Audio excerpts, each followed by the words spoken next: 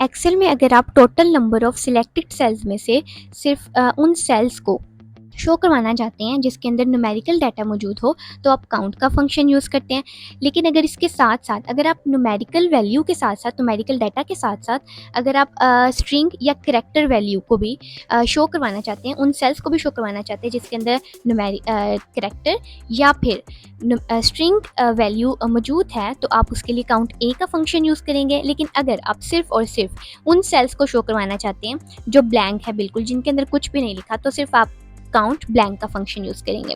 अब बारी बारी इन सबको अप्लाई करके देख लेते हैं। काउंट का फंक्शन अप्लाई करने के लिए सबसे पहले हम इक्वल का साइन देंगे, उसके बाद लिखेंगे काउंट, ब्रैकेट ओपन करेंगे और इस फर्स्ट रो को मैं सिलेक्ट करूंगी जो कि मुझे चाहिए, और फिर ब्रैकेट क्लोज करूंगी। जब एंटर प्रेस करूंगी तो ये मुझे 3 रिटर्न करेगा। क्यों? क्योंकि यहाँ पर सिर्फ 3 ऐसे सेल्स ही हैं जिनमें सिर्फ और सिर्फ न्यूमेरिकल डाटा मौजूद है।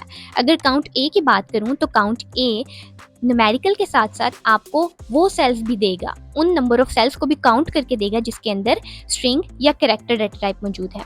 अब यहाँ पर इसको अप्लाई करने के लिए यहाँ पर भी सबसे पहले इक्वल का साइन, उसके बाद लिखेंगे काउंट ए मतलब ऑल, ब्रैकेट ओपन करेंगे और उसके बाद इस फर्स्ट रो को सिलेक्ट करूंगी और अब जब मैं ब्रैकेट क्लोज करूंगी तो ये देखें, ये मेरे पास इसने मुझे 4 रिटर्न किया। क्यों? क्योंकि यहाँ पर 3 सेल्स तो वो थे जिनके अंदर न्यूमेरिकल डाटा था, लेकिन एक सेल ऐसा था जिसके अंदर आपके पास स्ट्रिंग मौजूद था। स्ट्रिंग क्या होता है? कलेक्शन ऑफ कैरेक्टर्स होता है, ठीक है।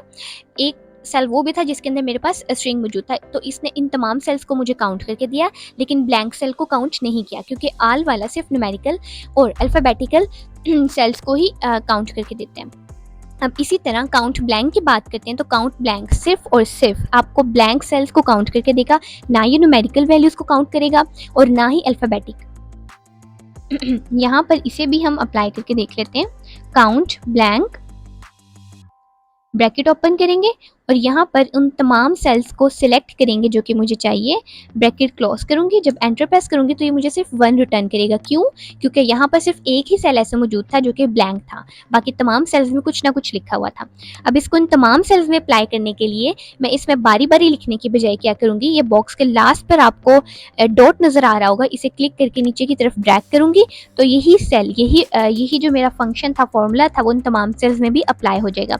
इसी तरह यहाँ पर भी मैं ऐसे ही सेम करूँगी और यहाँ पर भी यही प्रोसीजर अप्लाई करूँगी।